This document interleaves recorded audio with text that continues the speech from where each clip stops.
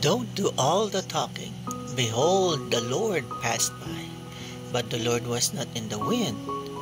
And after the wind, an earthquake, but the Lord was not in the earthquake. And after the earthquake, a fire, but the Lord was not in the fire. And after the fire, a still small voice. 1 Kings 19:11-12. There are times, my dear friends, when we have to lie still and be silent. In our most silent times, especially when reading the Bible, there's what you call a voice you can hear. It is called the Holy Spirit's voice, conscience. Try it, my dear friends, especially sitting down quietly, reading the Bible, and wait for that voice. You will hear it. There are times wherein, especially if you're being tempted from sin, or you want to commit something that's not good, there's also that small voice. You can hear that.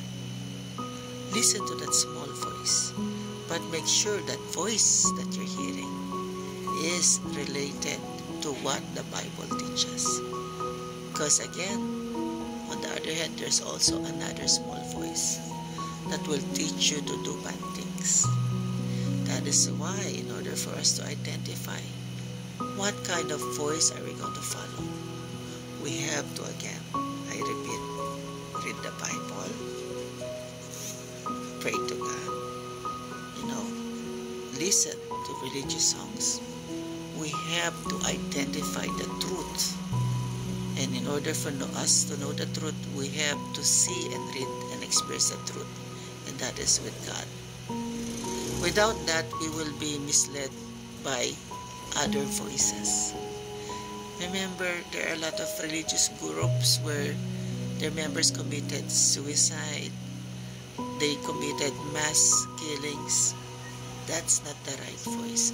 There are a lot of false prophets claiming they are Christ, they are God, and they convert a lot of people, but they are not. That is why, my dear friends, the Bible also teaches us, if you want to know the truth, if you want to search God with all your heart.